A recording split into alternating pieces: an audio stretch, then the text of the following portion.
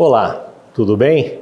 Empresário, empresária, estudantes do direito, enfim, você que está nos ouvindo nesse momento.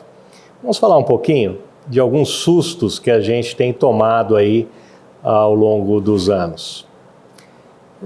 Gostaria de iniciar da seguinte maneira. Semana passada, não sei se quinta, sexta-feira, uma pessoa do alto escalão do CARF, que é o Tribunal Administrativo Federal que fica em Brasília, que fica julgando as coisas, os autos de infração lavrados pela Receita Federal do Brasil,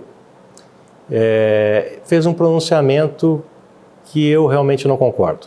Ele disse, bem, não precisamos de uma reforma tributária, basta pequenos ajustes. A minha pergunta é muito simples, pequenos ajustes para quê, de que forma? Haja vista um detalhe importante, aquele tribunal deveria ser um tribunal que tivesse efetivamente uma paridade, ou seja, você ter escolhas, assuntos que pudessem estar sendo discutidos lá dentro, onde que efetivamente o voto do contribuinte tivesse o mesmo voto da fazenda. Essa paridade, ela não existe, não.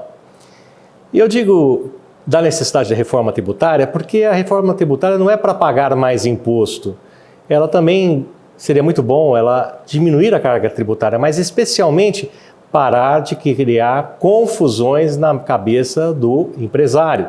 Isso é um detalhe muito importante, não podemos ficar tão contingenciado, até porque um fato muito expressivo, você hoje pratica determinadas coisas por uma lei que acabou agora de iniciar, por exemplo, 2 de janeiro de 2020, e você pratica isso por 1, 2, 3, 4 anos dentro de uma interpretação e lá no 3º, 4º, 5º ano a Fazenda vem, se pronuncia diferente, autua a sua empresa e você já tem um auto de infração expressivo.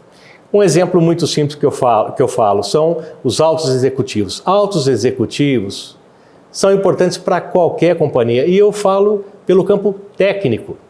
Então, às vezes, você tem até estrangeiros sendo trazidos para um determinado assunto, uma determinada área pelo seu expertise internacional. Mas dentro do nosso mercado temos pessoas maravilhosas, brasileiros maravilhosos, que têm uma condição profissional excelente.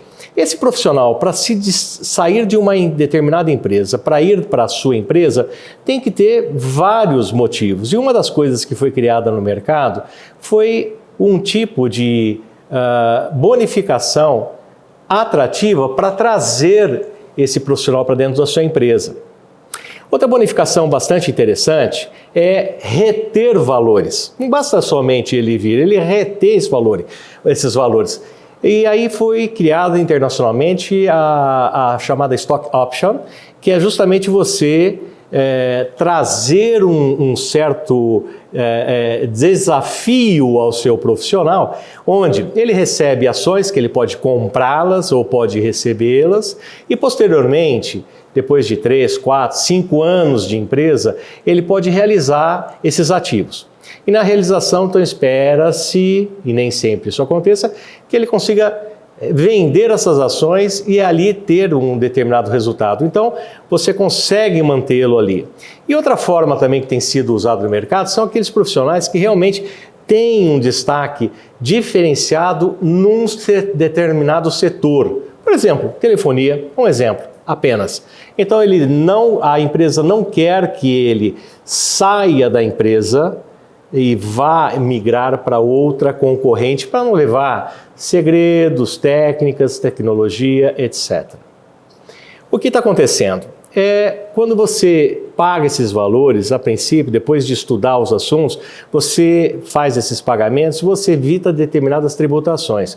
Então, o primeiro exemplo que nós falamos de trazer pessoas para dentro da tua companhia, você já teve o CARF se pronunciando que você, nesses valores, terá que pagar a previdência, as contribuições previdenciárias que não eram efetivamente analisadas sob esse prisma pelas corporações que traziam esses executivos, né? Outra decisão, e essa foi decisão de CARF, mas tem uma decisão complicada também de Superior Tribunal de Justiça em relação ao IR-fonte. sobre aquelas verbas que você está pagando para esses funcionários, para que não haja a concorrência. Então isso traz um elemento muito negativo, porque nós não estamos falando de R$1.000, nós não estamos falando de R$1 milhão.